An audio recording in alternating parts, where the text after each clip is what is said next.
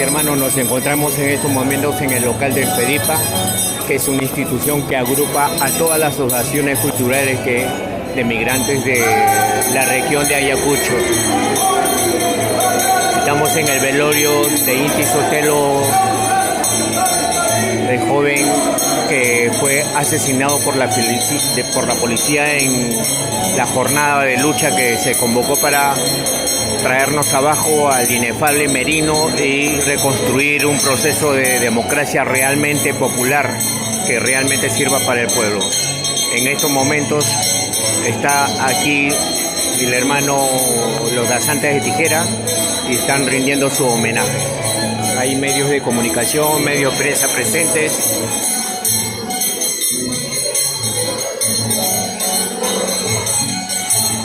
Y este cortejo va a partir a la 1 de la tarde hacia la última monada.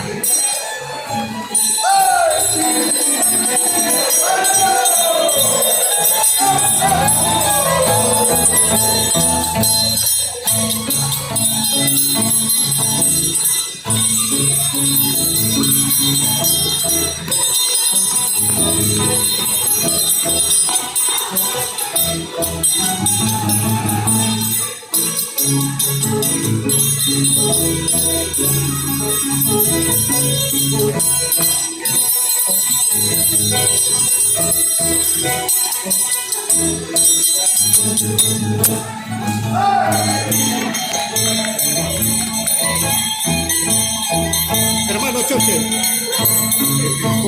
gusto de verlo de Choche, no te vienes por otro Choche. Sí, ya. El Consejo Inca presente en la despedida al hermano Inti Sotelo.